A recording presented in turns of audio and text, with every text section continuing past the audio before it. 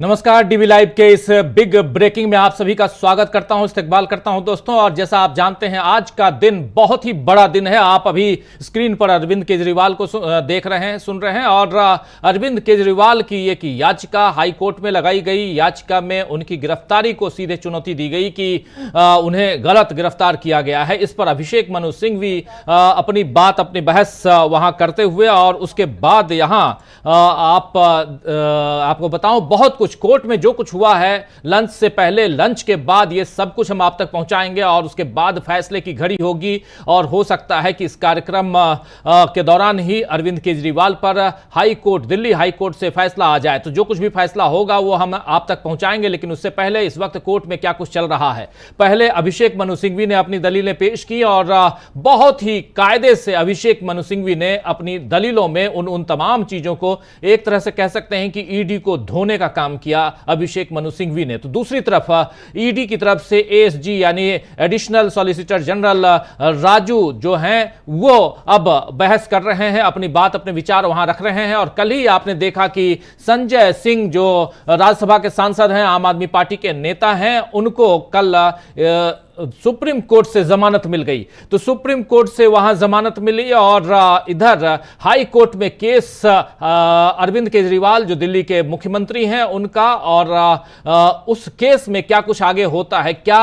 अरविंद केजरीवाल के इस केस को क्वैश करता है कोर्ट, क्या अरविंद केजरीवाल को यहां जमानत मिलती है, बहुत सारी बातें हैं। लेकिन बहुत ही एक अलग ढंग से, बहुत तीखे नोक झोंक के साथ कोर्ट में जो दलीलें पेश की गई हैं, अभिषेक मनु सिंघवी ने जो दलीलें पेश की हैं, वो बहुत महत्वपूर्ण है। जरा जल्दी से हमारे साथी अमलेंदु उपाध्याय जी जुड़े हुए हैं, अमलेंदु जी के पास आना चाहता हूं। अमलेंदु जी, सुबह से आप इस पूरी खबर को ट्रैक कर रहे हैं, आपसे समझना चाहता हूं कि आपकी ट्रैकिंग में क्या कुछ नजर आया, क्या अभिषेक मनु सिंघवी जो दलील पेश कर रहे हैं उसमें कितनी ताकत, कितना दम है, और सबसे बड़ी बात कि किस ढंग से, क्योंकि ईडी यहां पर बैकफुट पर नजर आ रहा था जब अभिषेक मनु सिंघवी अपनी बात रख रहे थे, अपनी दलील रख रहे थे। क्या कुछ उन्होंने कहा है अभिषेक मनु सिंघवी ने?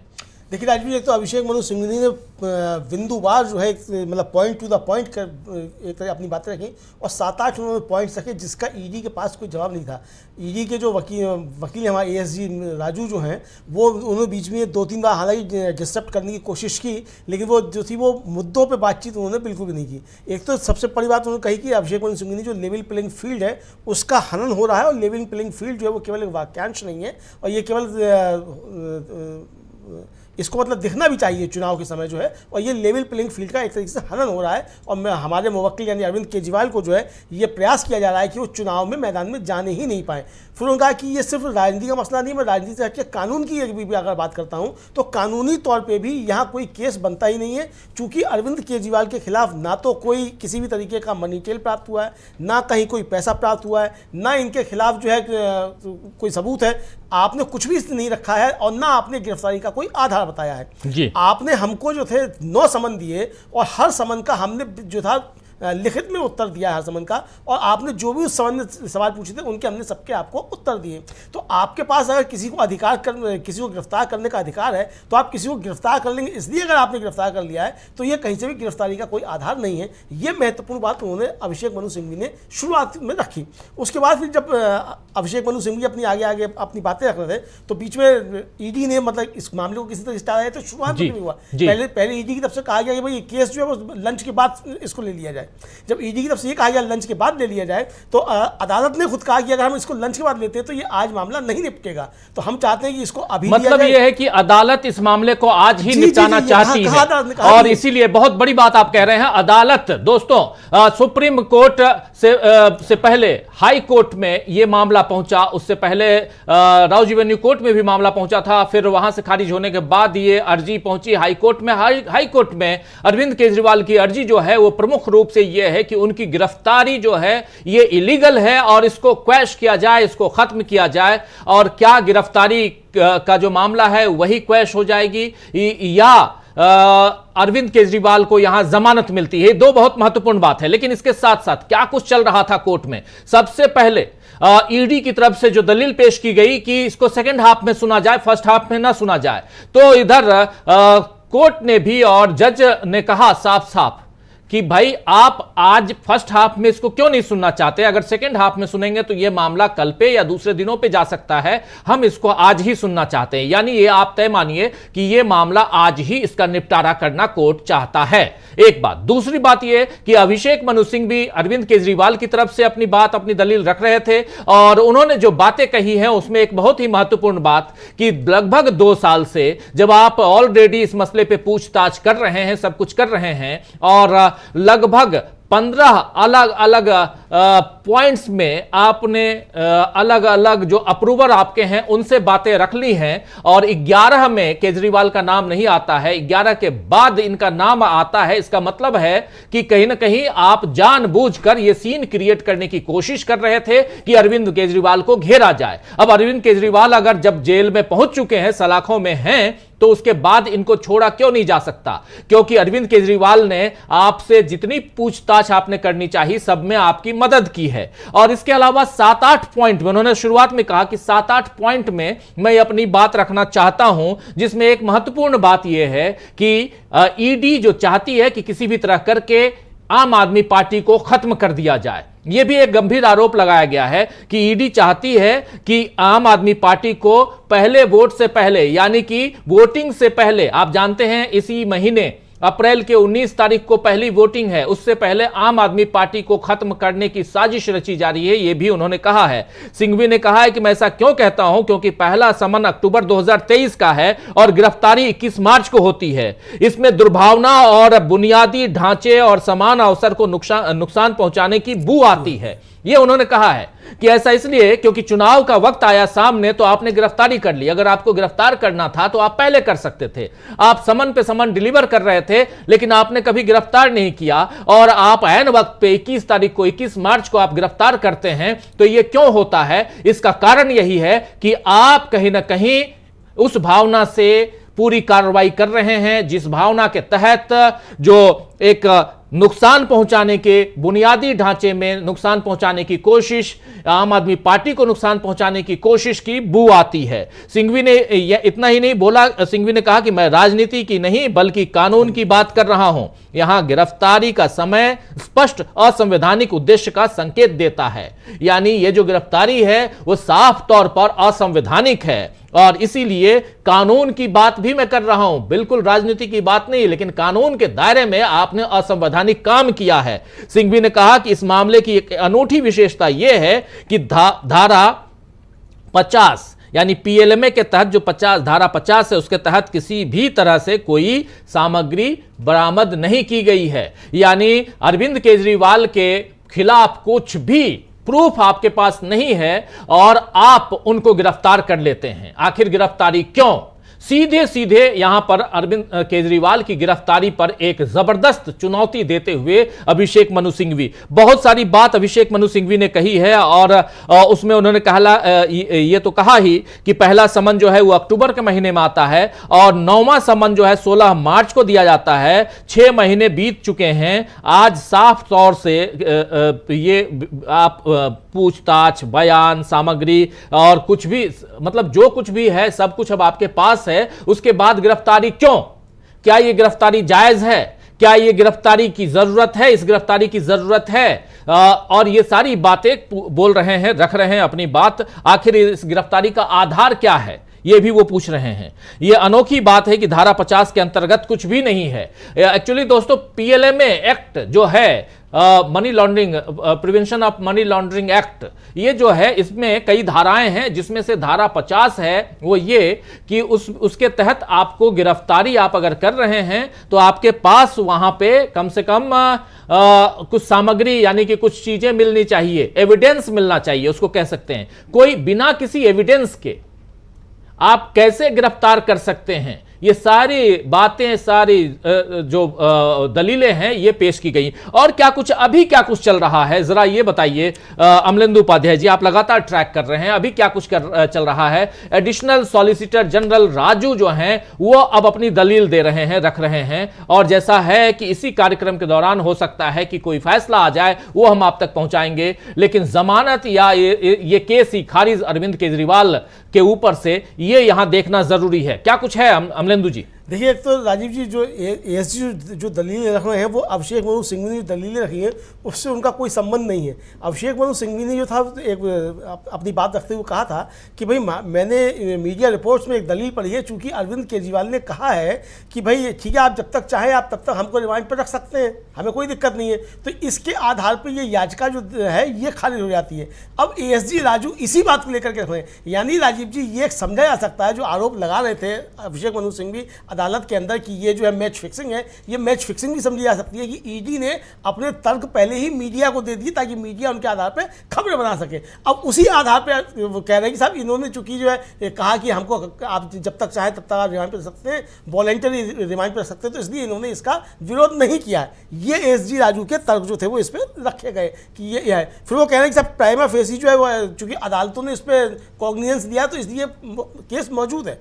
अरविंद केजरीवाल के खिलाफ आपके पास क्या सबूत है, ये अभी तक एएसजी राजू नहीं बता सके कि उनके खिलाफ क्या चीज़ें आपको बरामद हुई हैं, उनके खिलाफ क्या सबूत है, ये नहीं बता रहे। ये बताया जा रहा है कि साहब वो कैलाश गहलोत जो है, जो मिनिस्टर थे, वो चूंकि अरविंद केजरीवाल के बराबर के बंगले में ही रहते थे और वो जो विजय नायर वो कैलाश गहलोत के घर से काम करता था, इसलिए वो दीवार फांद के केजरीवाल के जा सकता था। यानी अब दीवार फांदने के किस्से जो हैं ये भी राजीव जी अदालतों के अंदर आ रहे हैं। इस केस में आप समझ सकते हैं कि कितना बढ़िया केस जो है वो बहस हो रही है, ईडी कितने बढ़िया तर्क रख रही है। यानी आपके पास इस बात के कोई तर्क नहीं है कि अभिषेक मनु सिंघवी ने जो कहा कि भाई आपने जिस तरीके से गिरफ्तार किया पहले 3 उनको शरद रेड्डी और रुंगटा और राघव रेड्डी, इन 3 लोगों को जो आपने गिरफ्तार किया, तो इनके बयानों में मतलब 11 इनके बयान हैं, इनमें से 11वें बयान में अरविंद केजरीवाल का नाम लिया जाता है और उनको पहले जमानत मिल जाती है जब वो अरविंद केजरीवाल के खिलाफ बयान देते हैं। बिल्कुल बिल्कुल, जरा आना चाहता हूं, आप जो कह रहे हैं उसी चीज को जरा आगे बढ़ाता हूं। अमलेंदु जी, बहुत सही आपने याद दिलाई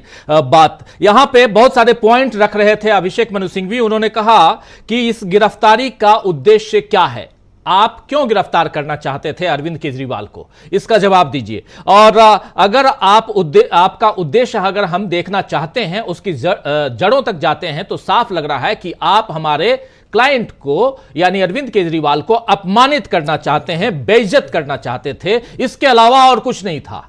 यह साफ साफ वहां उन्होंने कहा है। आपका एकमात्र उद्देश्य था, एकमात्र एम था कि आप अरविंद केजरीवाल को अपमानित करना चाहते थे, बेइज्जत करना चाहते थे, उनकी पार्टी को तोड़ना चाहते थे। और यहां मैं राजनीति की बात नहीं कर रहा हूं, कानून के दायरे में रह के कानून की बात कर रहा हूं, यह कह रहे थे अभिषेक मनु सिंघवी। उसके अलावा जो अभी आप बात कर रहे थे, उन्होंने कहा कि पहले अरविंद केजरीवाल के खिलाफ कई सारे जो बयान आए आपकी तरफ से या विपक्ष की तरफ से बयान आते रहे, लेकिन राघव रेड्डी, मंगुट्टा रेड्डी और शरद रेड्डी, ये 3 का नाम कैसे आता है? मंगुट्टा रेड्डी के बेटे हैं राघव रेड्डी, जहां तक मुझे ध्यान आ रहा है। राघव रेड्डी जो है वो बन जाता है अप्रूवर। अब मंगुट्टा रेड्डी को टीडीपी जो एनडीए का हिस्सा है वो टिकट दे देती है। तो ये एक राजनीतिक जो धुरी जो है वो यहां पे जुड़ते हुए दिखाई देती है, ये तार जुड़ रहे हैं। ये कहा भी अभिषेक मनु सिंघवी, वही मैं पढ़ के बता रहा हूं। वही जो अभिषेक मनु सिंघवी ने कहा है वही कह रहा हूं। अभिषेक मनु सिंघवी ने कहा कि मुझे आज कुछ अखबारों ने कुछ मटेरियल और दे दिए हैं। जी। अभिषेक मनु सिंघवी ने कहा मिलॉर्ड, आज अखबारों से मुझे कुछ और मटेरियल मिल गए हैं जिसका जिक्र करना यहां बहुत जरूरी है, क्योंकि यहां लगातार मेरे क्लाइंट को यानी अरविंद केजरीवाल को मुझे अपमानित करने की कोशिश हो रही है। यहां पर उनकी बेइज्जती करवाने की कोशिश हो रही है, पार्टी को तोड़ने की कोशिश हो रही है, अप्रूवर बनाया जाता है और इसमें तमाम चीजों का जिक्र आ रहा है। इसमें उस इलेक्टोरल बॉन्ड का जिक्र भी आ रहा है, इन सब का जिक्र कर रहे हैं। तो मंगुट्टा रेड्डी, राघव रेड्डी, शरद रेड्डी, इन सब की बात, उसके बाद बोल रहे हैं पार्ट 2, पार्ट 1, पार्ट 2 की बात कर रहे हैं और उसमें से कुछ को गिरफ्तार कर लिया गया। पार्ट 3, पहली बार उन्होंने मेरे खिलाफ बयान दिया। पार्ट 4 कि उल्लेखनीय रूप से पीठ दर्द के कारण ईडी से अनापत्ति दर्ज कराकर उन्हें जमानत मिल जाती है। ये आप कहते हैं कि मेरे पीठ में दर्द है और उसके बाद आपको जमानत मिल जाती है और आप अप्रूवर बना देते हैं, वो आपको चंदा देता है। शरद रेड्डी की बात कर रहे हैं, चंदा देता है इलेक्टोरल बॉन्ड के जरिए और उसके बाद में वो छूट जाता है जमानत पे। ये सब कुछ किसके लिए होता है? ये हमारे खिलाफ आप वहां पर केस बनाने की कोशिश करते हैं। और क्या कुछ कहा है जरा आप बताइए, इसमें पांचवा चरण है। पांचवा भी, उससे पहले उन्होंने ये भी कहा राजीव जी सिंघवी ने कि ईडी के आवेदन में ही कहा गया है कि हमें एफआईआर के 1.25 साल बाद और पहले समन के 6 महीने बाद श्री केजरीवाल की भूमिका का पता लगाना होगा। यानी आपको अभी तक उनकी भूमिका का कोई पता ही नहीं है, और जब आपको उनकी भूमिका का कोई पता नहीं तो आपने गिरफ्तार क्यों किया? असली बात जो है वो यहाँ आते। फिर आगे उन्होंने जब कहा कि सारी दलीलें जो जिसने की थी, उन्होंने कहा कि शरद रेड्डी और जो आप बता ही चुके मंगुटा रेड्डी, राघव रेड्डी, शरद रेड्डी, बिल्कुल। फिर कहा कि उनमें से एक सत्तारूढ़ दल को चुनावी बांड के माध्यम से दान देता है। श्री मुंगटा ने ऐसा किया, यानी मुंगटा रेड्डी ने ऐसा किया, चुनावी बांड के जरिए दिया, और ये पूरी तरीके से पक्षपातपूर्ण दृष्टिकोण है। वे आपराधिक कानून को उल्टा कर रहे हैं। सिंघवी ने राघव मुंगटा के बयानों का जिक्र करते हुए कहा कि मुंगटा 4 बयान देते हैं, 3 बयानों में मेरे खिलाफ कोई आरोप नहीं है। यानी 3 बयान जब मुंगटा रेड्डी पहले देते हैं तो अरविंद केजरीवाल के खिलाफ कोई आरोप नहीं है, और इन्हें संज्ञान में नहीं लाया जाता उसको, यानी रिकॉर्ड पे नहीं लाया था उनके बयानों को, और बस अविश्वसनीय दस्तावेजों के तौर पे रख दिया था। लेकिन एक मजेदार चीज है जो आपको रोकना चाहूंगा, एक मजेदार चीज है दोस्तों, आपको भी मजा आएगा सुनकर। अभी राजू, एएसजी राजू अपनी दलीलें पेश कर रहे हैं। ये तो पहले की हम बात बता रहे हैं कि अभिषेक मनु सिंघवी ने लंच से पहले जो कुछ कहा, और लंच के बाद अब जैसी कार्रवाई शुरू हुई है और उसमें प्रोसीडिंग में यहां कहीं ना कहीं क्या बिल्कुल एएसजी जो राजू हैं, जो ईडी की तरफ से हैं, सरकार की तरफ से हैं, वो अपनी दलील रख रहे हैं और कह रहे हैं कि आपने जो आरोप लगाया है कि ईडी अभी एक्टिव हुई है, ऐसा नहीं है। ईडी पहले से एक्टिव है, ये राजू कह रहे हैं। ईडी पहले से एक्टिव है। ED has been active from many years. Please see, ED also has constraints. पूरी की पूरी बातें कि ईडी बहुत साल से एक्टिव है। ईडी ने कई केसेस दर्ज किए हैं। ईडी ने बहुत लंबे लेवल पे बहुत सारे केसों को निपटाया है।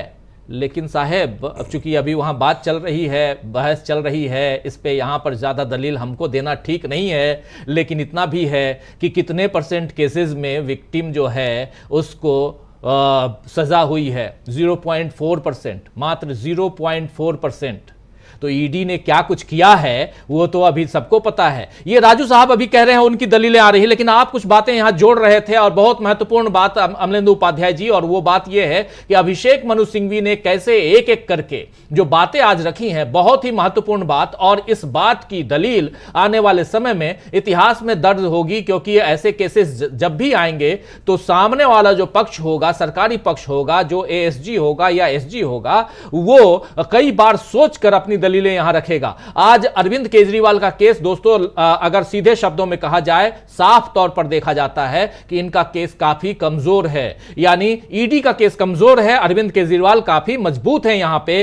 और अब यहां से सिर्फ और सिर्फ अगर एक लाइन में कहा जाए तो यह सब कुछ कानून के तौर पर अरविंद केजरीवाल काफी आगे नजर आते हैं। उनका यह केस क्वैश होने की तरफ बढ़ता हुआ दिखाई देता है। दलील, बहस दोनों पक्षों का, और साथ में जज महाशय जो बैठे हुए हैं उनका निर्णय, ये अंतिम निर्णय होगा। लेकिन बहुत कुछ आप बता रहे थे, जरा आगे बढ़ते हैं। हाँ राजीव जी, फिर सिंघवी ये भी बताते हैं कि जब मुंगटा जो है वो अरविंद केजरीवाल के खिलाफ बयान दे देता है तो 10 दिन बाद ही उसे जमानत मिल जाती है।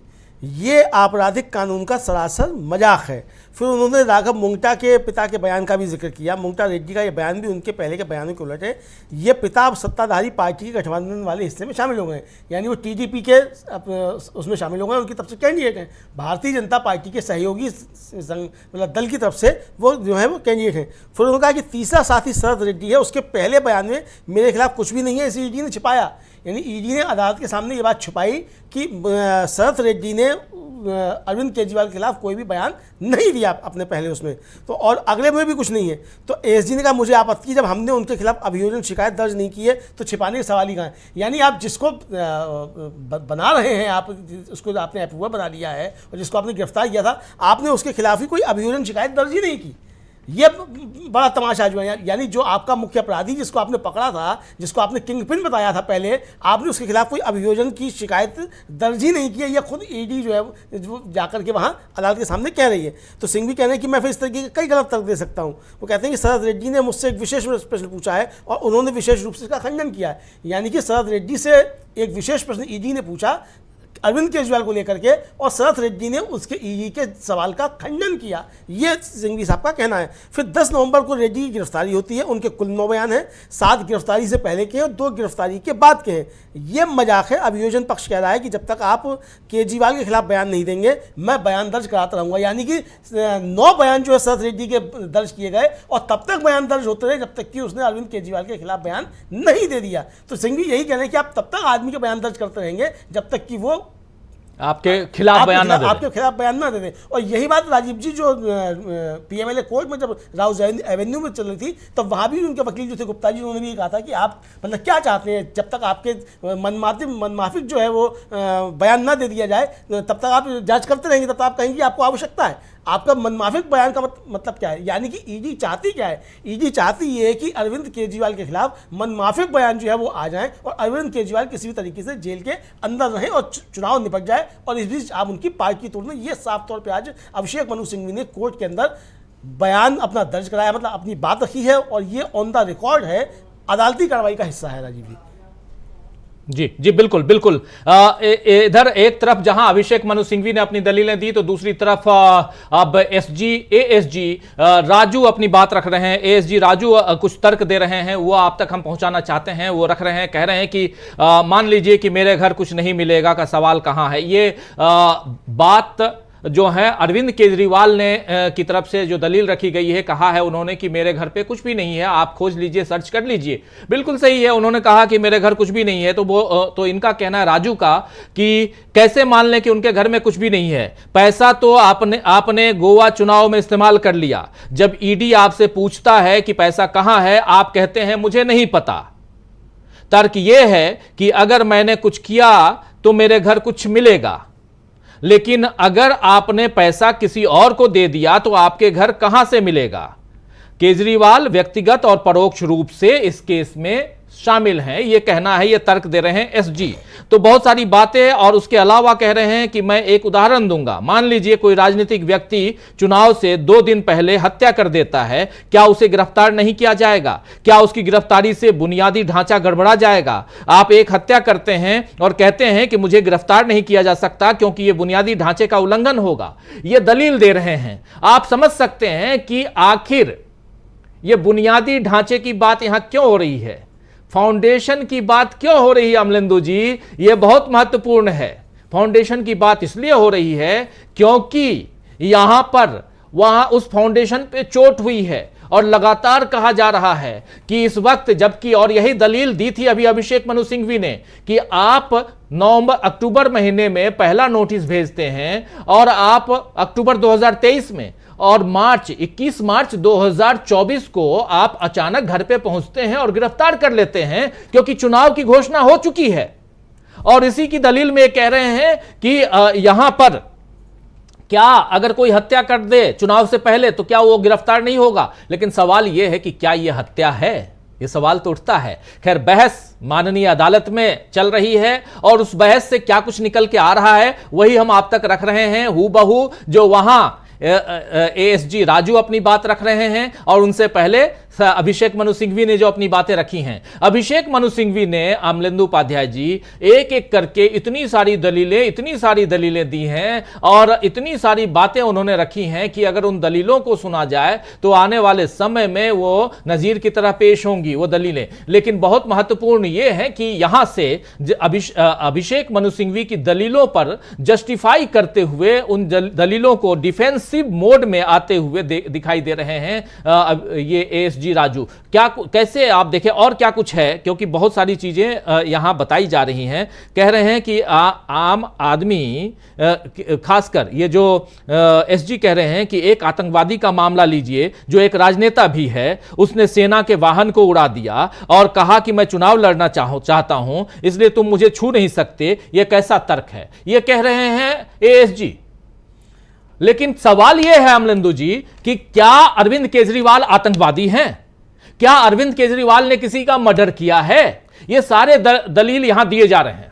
दूसरी बात राजीव जी ये है कि अगर किसी ने कोई आतंकवादी है और राजनेता है, अगर एएसजी साहब की बात मान ली जाए कि साहब वो राजनेता है और आतंकवादी है, उसने सेना के वाहन पे हमला किया है, तो सबूत है ना आपके पास कि उसने हमला किया, उसी आधार पर गिरफ्तार करना है। केजरीवाल के खिलाफ क्या सबूत है आपके पास? आप जो है यही तो कहा सिंघवी ने कि भाई आपको जो है 18 महीने से ज़्यादा हो चुके हैं आपको इसकी जांच करते हुए, आप आज तक एक सबूत नहीं जुटा पाए, आप आज तक एक पैसे की रिकवरी नहीं कर पाए, कहीं कोई मनी ट्रेल नहीं है। और फिर ये भी कहा अरविंद केजरीवाल ने कि आपने गिरफ्तार किया, किस आधार पर गिरफ्तार किया, क्या मेरा मुवक्किल जो है यानी अरविंद केजरीवाल क्या भाग जाने वाले थे, क्या मुख्यमंत्री देश छोड़ के भाग जाएगा, ये बात भी अभिषेक मनु सिंघवी ने रखी। तो एएसजी साहब जिस तरह की काल्पनिक बातें कर रहे हैं राजीव जी, एक तो ये जो पौराणिक कथाओं की बातें कर रही हैं एक्चुअली अमलेंदु जी, हो ये रहा है कि इस केस को बहुत बढ़ा चढ़ा के बताया जा रहा है कोर्ट के अंदर, माननीय न्यायालय के अंदर। हम लोग बाहर जो बातें हैं उसमें थोड़ी बहुत पत्रकारीय दृष्टि को रखते हुए उस पर हम समीक्षा कर रहे हैं, लेकिन ये साफ नजर आ रहा है, ना ही हम एडवोकेट हैं और ना ही जज हैं, जो बातें वहां हैं वही बात हमारे तमाम साथी जो जुड़े हुए हैं, जो बाद में जुड़े हैं, आपका एक बार फिर से हाथ जोड़ के स्वागत करता हूं, इस्तकबाल करता हूं। और बहुत महत्वपूर्ण है कि एक तरफ एएसजी यानी additional solicitor general of India Raju जो अपनी बात ईडी की तरफ से रख रहे हैं, उससे पहले एक दूसरी बहुत इंपॉर्टेंट बात जो यहां अभिषेक मनु सिंघवी ने कही, और अभिषेक मनु सिंघवी ने जो दलीलें दी हैं वो बहुत महत्वपूर्ण है। हमारे साथ हमारे साथी प्रशांत टंडन जी जुड़ गए हैं। प्रशांत जी, आपका स्वागत करता हूं।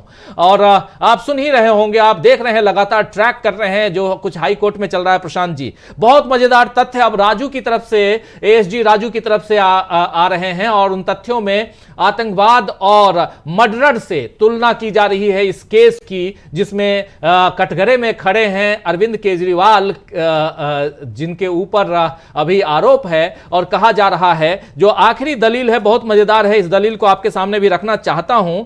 और कह रहे हैं राजू साहब कि मैं एक उदाहरण दूंगा कि मान लीजिए कोई राजनीतिक व्यक्ति चुनाव से 2 दिन पहले हत्या कर देता है, क्या उसे गिरफ्तार नहीं किया जाएगा? क्या उसकी गिरफ्तारी से बुनियादी ढांचा गड़बड़ा जाएगा? आप एक हत्या करते हैं और कहते हैं कि मुझे गिरफ्तार नहीं किया जा सकता क्योंकि यह बुनियादी ढांचे का उल्लंघन होगा।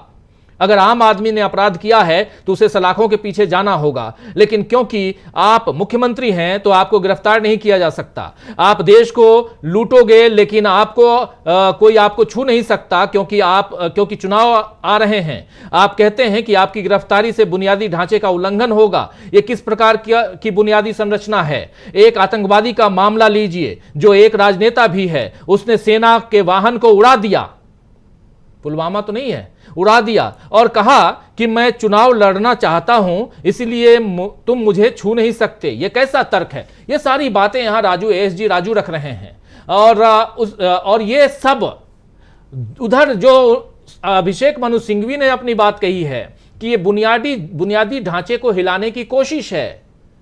और चुनाव से पहले आप अक्टूबर महीने में पहला नोटिस भेजते हैं और मार्च महीने में सीधे आकर के गिरफ्तार करते हैं 9वें नोटिस पे, और नोटिस पे नोटिस, और उसके बाद जो अप्रूवर है आपका उसको भी लगातार पूछताछ जब तक कि वो अरविंद केजरीवाल का नाम नहीं ले लेता है। ये सारी बातें, सारी दलीलें अभिषेक मनु सिंघवी ने कही। आपने अभिषेक मनु सिंघवी को भी सुना, अब आप पूरे ट्रैक कर रहे हैं एएसजी राजू को। जरा आपकी पहली प्रतिक्रिया इस पे सस्ते जासूसी नॉवल पढ़ते हैं। वो लगता है मुझे कि एएसजी राजू जो हैं वो सस्ते जासूसी नॉवल बहुत पढ़ते हैं, और उनके सारे उदाहरण वहीं से आ रहे हैं। उनको मैं बता दूं कि साध्वी प्रज्ञा के ऊपर आतंकवाद का ही मुकदमा था। वो चुनाव भी लड़ी बीजेपी से और जीत कर भी आई, और उन्होंने चुनाव प्रचार भी किया, पहली बात। दूसरी बात ये कि देखिए, आपने अरविंद केजरीवाल को गिरफ्तार किया है तो आपको मालूम होगा कि क्यों गिरफ्तार किया है। कोर्ट में आप अरविंद केजरीवाल के खिलाफ उनको हिरासत में रखने के लिए सबूत लेकर आए। कल सुप्रीम कोर्ट ने यही सवाल पूछा था तो ईडी भाग गई वहां से, और ये कहा कि हम बेल का विरोध नहीं करेंगे।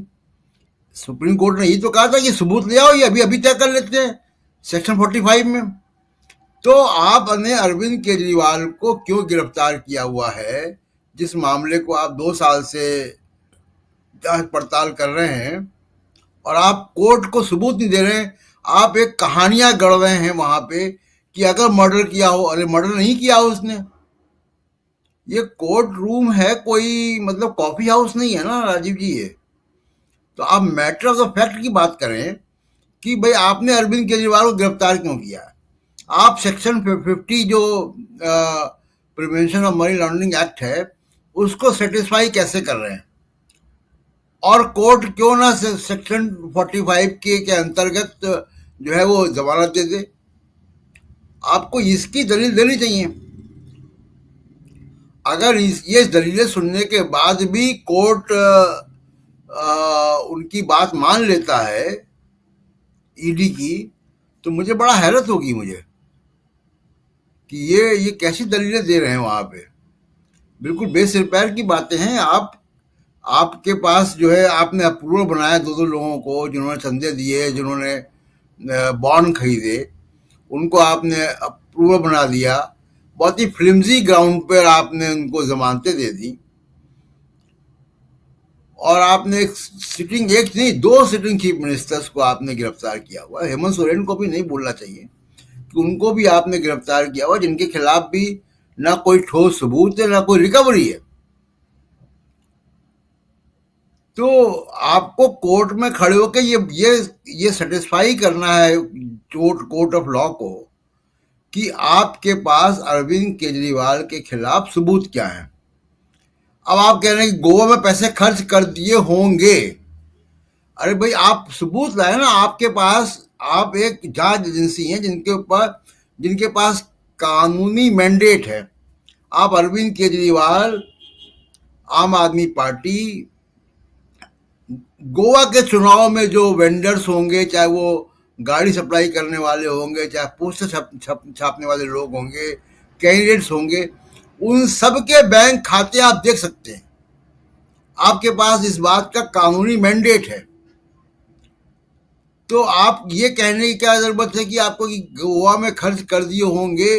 गोवा के चुनाव हुए बहुत लंबा अरसा हो गया है। आप अरविंद केजरीवाल को सम्मन पे सम्मन भेज रहे थे। आपने गोवा में जाके जांच नहीं की कि आम आदमी पार्टी ने कितने पैसे खर्च किए, कितना लीगल था, कितना इलीगल था। इलेक्शन कमीशन से नहीं पूछा आपने कि आम आदमी पार्टी ने क्या फाइल किया। इनकम टैक्स से नहीं पूछा आपने कि क्या रिटर्न फाइल किया उन्होंने। आप एक लीगल कानूनी एजेंसी हैं। कोई मतलब ये चौपाल हो रही है कहीं की क्या कि आप गोवा में खर्च कर दिए होंगे इसलिए पैसा नहीं मिला। ये कौन सा तर्क है? अरे आपके पास, आप जाइए जांच कर लीजिए कि अरविंद केजरीवाल ने या आम आदमी पार्टी ने कहाँ क्या क्या पैसे खर्च किए हैं। आपको पूरा मनी ट्रेल आप ट्रैक कर सकते हैं। किसी का बैंक अकाउंट आप खोल सकते हैं, किसी का बैंक अकाउंट का आप ट्रांजैक्शंस देख सकते हैं। ये आपके पास लीगली आपके पास मैंडेट है इस बात का। कौन बैंक मना करेगा ईडी को? आम आदमी पार्टी या कोई भी पॉलिटिकल पार्टी हो राजीव जी, वो इलेक्शन में कहाँ पैसे खर्च करेगी? हेलीकॉप्टर में पैसे खर्च करेगी, रैलियों में पैसा खर्च करेगी, टेंट वाले को देगी, ट्रांसपोर्ट वाले को देगी, पोस्टर छपवाने के लिए प्रिंटिंग प्रेस को देगी, और कहाँ पैसे खर्च करेगी? कोई केटरिंग किया होगा उसमें पैसे खर्च करेंगे, कुर्सी मेज मंगाया होगा, लाउड स्पीकर मंगाया होगा। आप जांच कर लीजिए, कौन रोक रहा है आपको?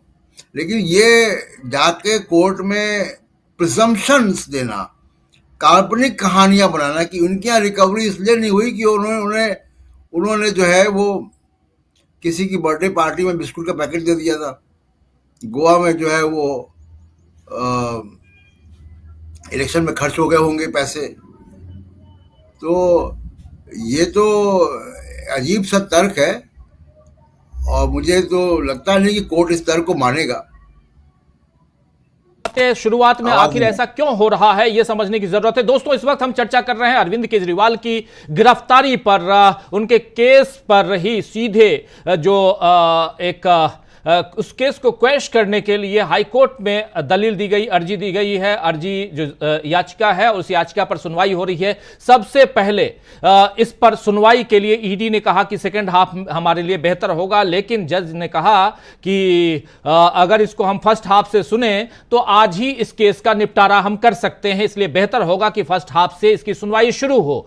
तो फर्स्ट हाफ से सुनवाई शुरू होती है और सुनवाई अभी भी जारी है। बीच में लंच का ब्रेक होता है। लंच ब्रेक से पहले अभिषेक मनु सिंघवी अरविंद केजरीवाल की तरफ से दलील दे रहे थे, और उस दलील में उन्होंने जितनी बातें कही हैं वो बातें इतनी चोट कर गई हैं एएसजी राजू के ऊपर कि यहां एएसजी राजू बचाव की मुद्रा में नजर आ रहे हैं और उसमें वो अपनी जो दलील दे रहे हैं जिसके बारे में हम चर्चा लगातार कर रहे हैं। लेकिन थोड़ा सा रिकैप करना चाहता हूं कि अभिषेक मनु सिंघवी ने क्या कहा। अभिषेक मनु सिंघवी ने कुछ पॉइंट्स में अपनी बातें गिनाई जिसमें उन्होंने कहा कि यह साफ साफ दिखाई देता है कि चुनाव का वक्त है और चुनाव के वक्त अरविंद केजरीवाल की गिरफ्तारी कहीं ना कहीं चुनाव को प्रभावित करने के लिए है, संघीय ढांचे की जो बुनियाद है उसको कमजोर करने के लिए है। उनकी दलील में से एक बहुत ही महत्वपूर्ण बात उन्होंने ये रखी कि ये जो है सीधा सीधा आप चुनाव को प्रभावित करना चाहते हैं और ये ऐसा मैं इसलिए कह रहा हूं, सिंघवी साहब कह रहे हैं कि ऐसा मैं इसलिए कह रहा हूं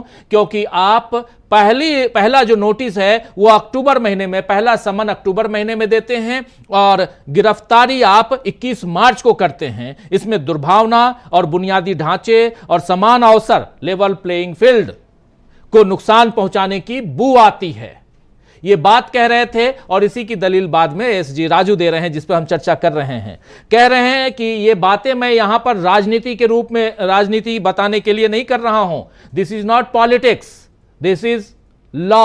वो बोल रहे हैं कि जितनी बातें कर रहा हूं मैं कानून की बात कर रहा हूं।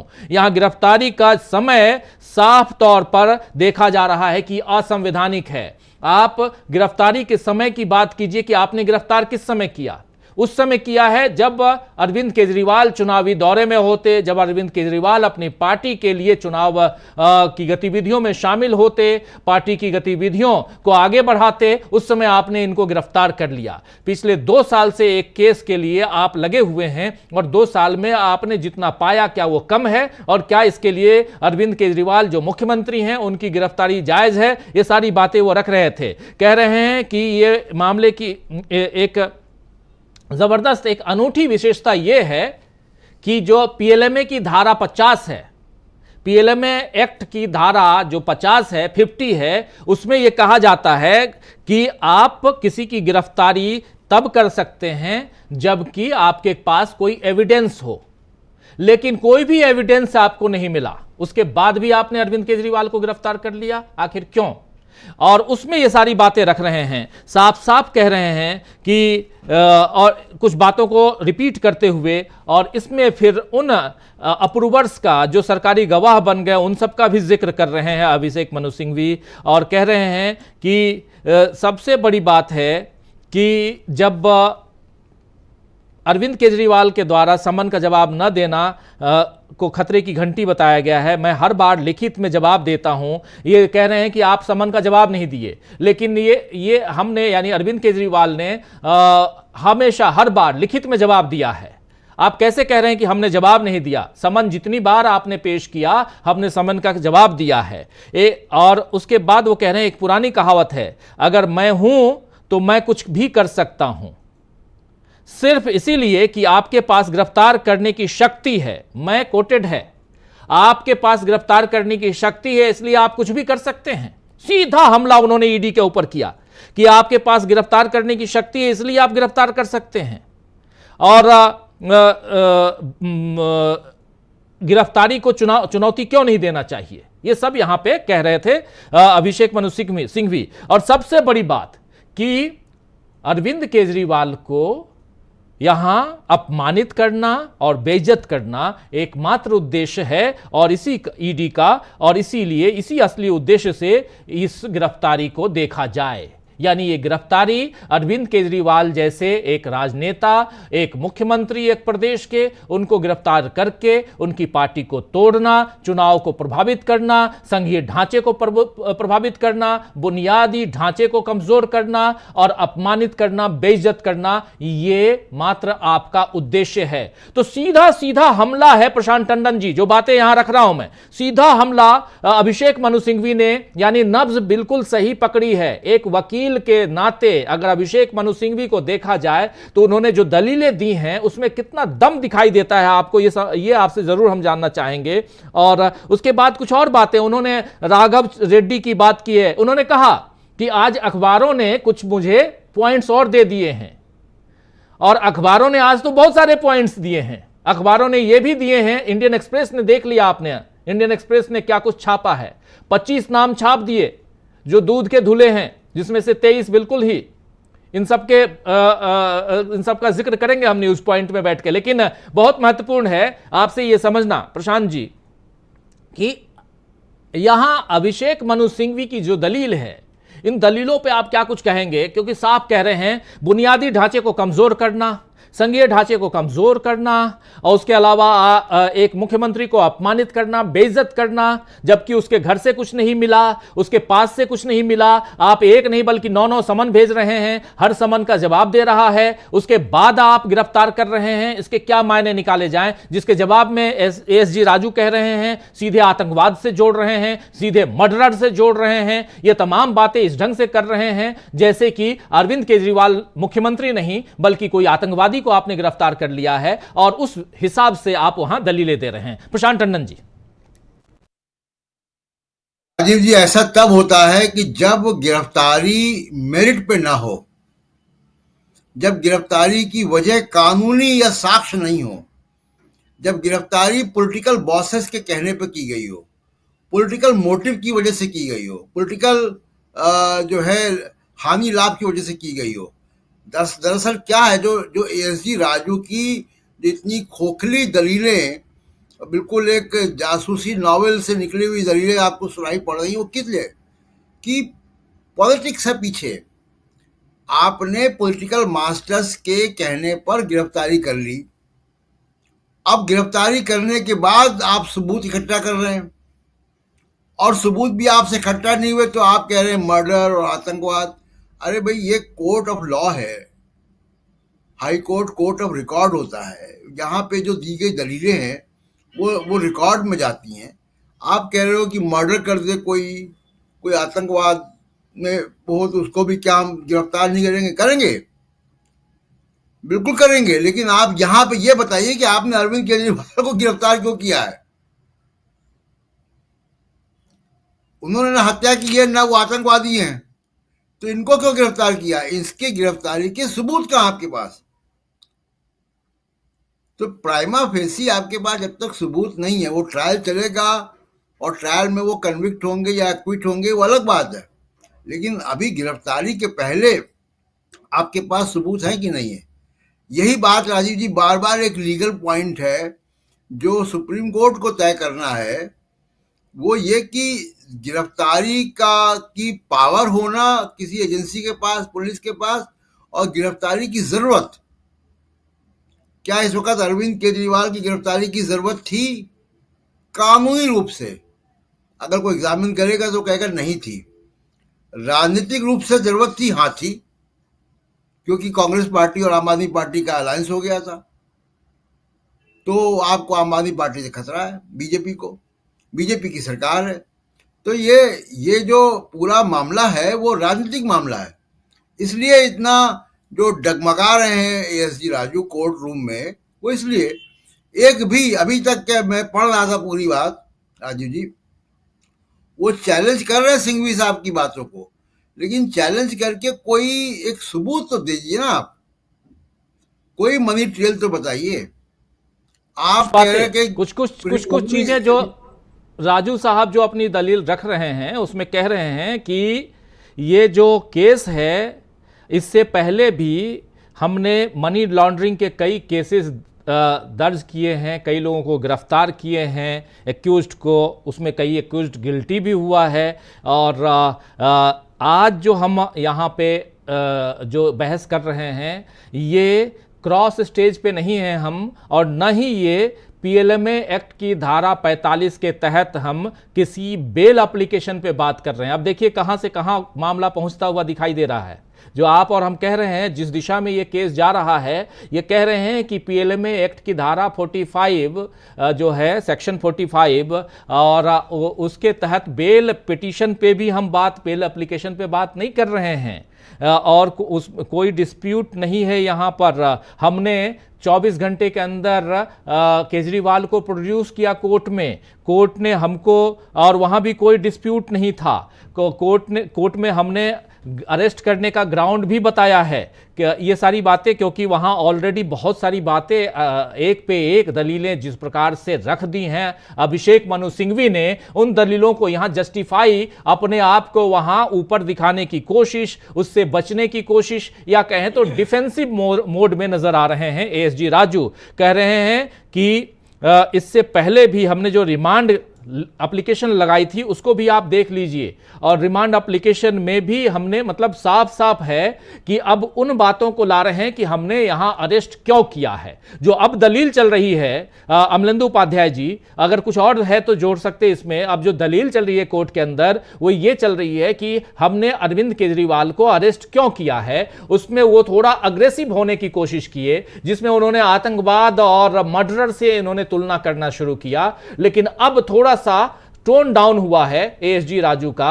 और वो कह रहे हैं कि आपको अभी तक हमने जितने एप्लीकेशन दिए, मिलॉर्ड हमने इनको गिरफ्तार किया तो 24 घंटे के अंदर हमने प्रोड्यूस किया, उसके बाद हमने जब रिमांड मांगी तो रिमांड का कारण हमने बताया, और अब वो जबकि जुडिशियल कस्टडी में हैं वो कारण भी हमने बताया है, और इनकी गिरफ्तारी क्यों जायज है, ये सारी बातें यहां रख रहे हैं। और कुछ है आपके पास? नहीं राजीव, यही है। एक तो उन्होंने ये कहा कि भाई हम जो है मतलब पहले तो शुरुआत जब उन्होंने की थी तो कहा मैं समझ नहीं पा रहा हूँ कि जमानत तो सुनवाई है कि इसको एफआईआर को क्वेश्चन करने की, यानी ये ईडी की तरफ से वकील उपस्थित हो रहा है, वो यही नहीं समझ पा रहा है कि वो बहस किस बात पे हो रही है, तो बहस करेगा क्या। आप इस तरीके से समझिए, मतलब उन्होंने कहा कि मैं समझ ही नहीं पा रहा हूँ। फिर जो अपनी सारी बातें रखी उन्होंने, तो उन्होंने ये कहा कि साहब चूंकि लोअर मतलब जो ट्रायल कोर्ट है उसने इसमें लोगों को मतलब रिएक्ट किए हैं जमानतें, इसके आधार पर जो है ये केस बनता है जी।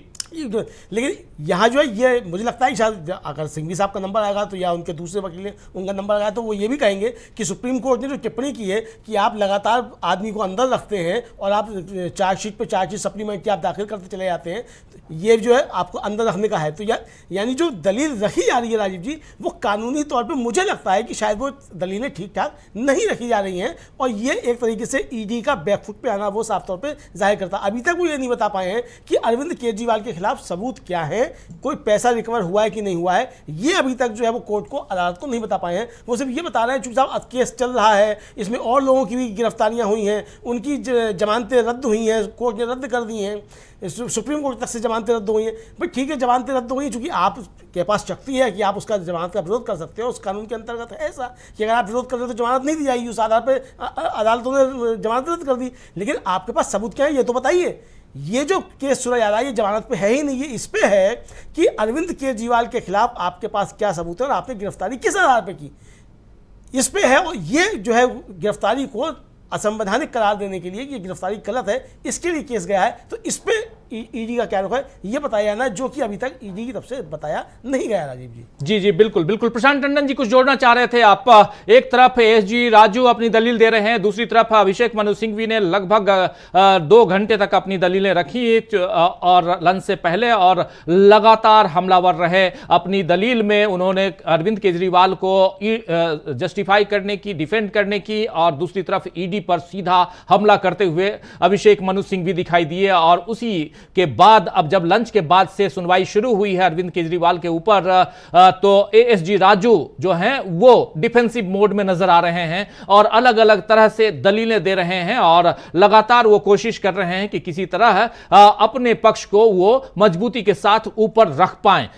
और इसमें मजेदार तथ्य जो अभी बता भी रहा था वो यही कि एक तरफ आप आतंकवाद से अरविंद केजरीवाल को जोड़ते हैं, एक तरफ आप अरविंद केजरीवाल को मर्डरर तक कह देते हैं कि अगर कोई मर्डर करके आता है, बुनियादी ढांचे को तोड़ने, कमजोर करने की बात यहां हो रही है। जबकि चुनाव के समय अगर कोई मर्डर कर देता है तो क्या उसको गिरफ्तार नहीं करना चाहिए, लेकिन क्या यह केस मर्डर करने इतना है? ये बहुत सारी बातें यहां होती रही हैं, और इसके अलावा कई सारे मामले, कई सारी बातें जिसमें ईडी ने अभी तक क्या किया है, ईडी के ऊपर जिस ढंग से सवालिया निशान लगाए जा रहे हैं, बताए जा रहे हैं, उसको लेकर भी यहां बहुत सारे तथ्य देने की कोशिश की एएसजी राजू ने। तो अपनी तरफ से डिफेंसिव मुद्रा में, डिफेंसिव मोड में नजर आ रहे हैं ईडी की तरफ से पेश ASG additional solicitor general Raju.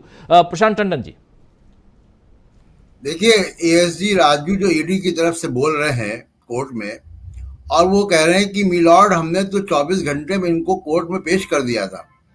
ये कोई ना शराफत है उनकी, और ना ये कोई उनकी बड़ी भलमनसाहत है, ना उनकी महानता है। ये संवैधानिक जिम्मेदारी है। किसी भी भारतीय नागरिक को कोई भी पुलिस गिरफ्तार करेगी, उसको 24 घंटे के अंदर फर्स्ट क्लास मजिस्ट्रेट के सामने पेश करना ही है। ये भारत के संविधान में लिखा हुआ है, इसमें कोई एहसान उन्होंने नहीं किया है।